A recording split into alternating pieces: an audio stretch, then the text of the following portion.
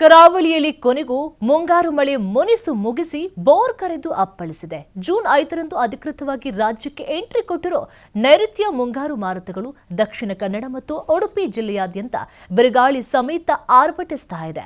ಮುಂದಿನ ಒಂದು ವಾರ ಜಿಲ್ಲೆಯಲ್ಲಿ ವ್ಯಾಪಕ ಮಳೆಯಾಗುವಂತಹ ಮುನ್ಸೂಚನೆ ಸಿಕ್ಕಿದ್ದು ಕೃತಕ ನೆರೆ ಹಾಗೂ ಭೂ ಕುಸಿತದ ಆತಂಕ ಸೃಷ್ಟಿಯಾಗ್ತಾ ಇದೆ.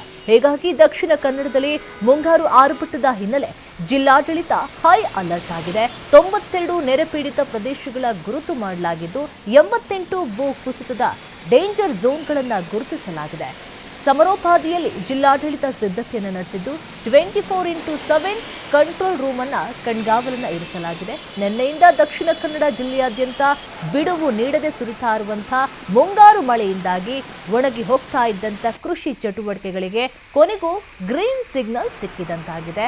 ಆದರೆ ಇದೇ ಮೊದಲ ಮಳೆಗೆ ಅನೇಕ ಅವಾಂತರಗಳು ಸೃಷ್ಟಿಯಾಗಿಬಿಟ್ಟಿದೆ. ಅದರಲ್ಲೂ ಪ್ರಮುಖವಾಗಿ ಮಂಗಳೂರು ಕಾರ್ಕಳ ರಾಷ್ಟ್ರೀಯ ಹೆದ್ದಾರಿಯ ಮಿಜಾರ್ನಲ್ಲಿ ರಸ್ತೆಯ ಅಡಿಭಾಗದ ಮಣ್ಣು ಮತ್ತು ಜಲ್ಲಿಕಲ್ಲು ನೀರಿನ ರಭಸಕ್ಕೆ ಕೊಚ್ಚಿ ಹೋಗಿದ್ದು ಹೆದ್ದಾರಿಯ ಕಳಪೆ ಕಾಮಗಾರಿ ಸಂಪೂರ್ಣ ಅನಾವರಣಗೊಂಡಿದೆ. ಯಾವುದೇ ಕ್ಷಣದಲ್ಲೂ ರಸ್ತೆ ದಾರಾಶಾಹಿಯಾಗುವಂತಹ ಭೀತಿ ಇದ್ರೂ ಅಪಾಯದ ನಡುವೆ ವಾಹನಗಳು ಸಂಚರಿಸ್ತಾ ಇದ್ದು ಮೊದಲ ಮಳೆಯನ್ನೇ ತಡೆದುಕೊಳ್ಳದ ಡಿಬಿಎಲ್ ಕಂಪನಿಯ ಕಾಮಗಾರಿ ವಿರುದ್ಧ ಸಾರ್ವಜನಿಕರು ತೀವ್ರ ಆಕ್ರೋಶವನ್ನು ಹೊರಹಾಕ್ತಾ ಇದ್ದಾರೆ. ಇನ್ನು ಮುಂದಿನ ಒಂದು ವಾರ ಜಿಲ್ಲೆಯಲ್ಲಿ ವ್ಯಾಪಕ ಮಳೆಯಾಗೋದ್ರಿಂದ ಹಳೆ ಘಟನೆಗಳ ಆಧಾರದ ಮೇಲೆ ಜಿಲ್ಲಾಡಳಿತ ಕಂಪ್ಲೀಟ್ ಮ್ಯಾಪಿಂಗ್ ಅನ್ನ ಮಾಡಿಕೊಂಡಿದೆ. ಜಿಲ್ಲೆಯಾದ್ಯಂತ ಒಟ್ಟು 92 ಪ್ರವಾಹ ಪೀಡಿತ ಹಾಗೂ 88 ಭೂಕುಸಿತ ಪ್ರದೇಶಗಳನ್ನು ಐಡೆಂಟಿಫೈ ಮಾಡಲಾಗಿದೆ. ಇದರಲ್ಲಿ ಬೆಳತಂಗಡಿ ತಾಲೂಕು ಒಂದರಲ್ಲೇ ಗರಿಷ್ಠ 32 ನೆರೆಪೀಡಿತ ಹಾಗೂ 35 ಭೂ ಕುಸಿತದ ಸೂಕ್ಷ್ಮ ಪ್ರದೇಶಗಳಿರುವುದು ಆತಂಕವನ್ನು ಹೆಚ್ಚು ಮಾಡ್ತಾ ಇದೆ.